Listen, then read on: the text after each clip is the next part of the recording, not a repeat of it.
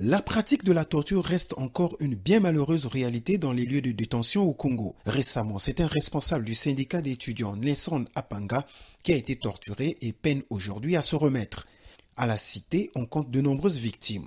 Le cas de ce jeune d'à peine 14 ans qui parle de ses tortionnaires. Ils m'ont torturé, ils m'ont tapé comme un voleur avec des bâtons et tout. Et puis une maman est venue, elle m'a fait avaler un pot de piment. Quand un monsieur est venu, il a pris une boîte plus un chassé et une boîte d'allumettes. Il a allumé et il a commencé à faire sentir ça sur tout mon corps. Et pour protéger mes parties intimes, j'ai dû baisser la tête et j'ai eu beaucoup de brûlures partout sur le corps.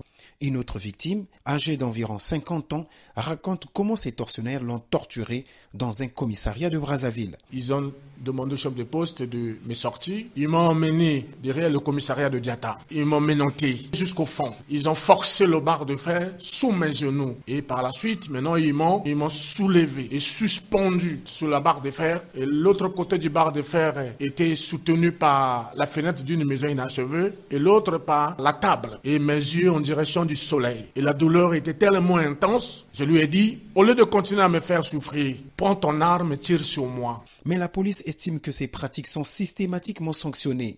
Plusieurs policiers ont été radiés des rangs pour ces motifs, soutiennent les officiers de police, comme le lieutenant-colonel Bayizar de l'ordre public à Brazzaville. Si certaines pratiques étaient tolérées hier, ce n'era pas le cas pour aujourd'hui. La DGP dont j'appartiens a mis en place des programmes de formation qui vont concourir à l'élévation du niveau professionnel de policiers. Les antivaleurs ne devaient pas avoir leur place dans notre corporation. Le commandant de police Pierre-Rodrigue Mavungu du commissariat de Doué ajoute: on n'a pas besoin d'appliquer la force sur une personne qui défère tranquillement à une invitation de la police. Souvent nous sommes critiqués du fait que lorsqu'on interpelle, directement on met sous la banquette, dans la BJ, on commence à piétiner. Et c'est aussi cette résistance. Vous voyez, le service que nous faisons est noble mais aussi beaucoup ingrat. Les ONG locales continuent de se plaindre du fait que ces dossiers n'aboutissent pas à la justice. Monica Ngaloula est la responsable juridique de l'Observatoire congolais des droits de l'homme. Les cas sont cités, vous avez des certificats médicaux que vous arrivez à joindre, vous avez des photos avec des preuves et des fois il arrive même qu'avant même d'aller au tribunal, vous vous rapprochez de ces commissariats qui torturent. Ils reconnaissent que le monsieur est passé au commissariat,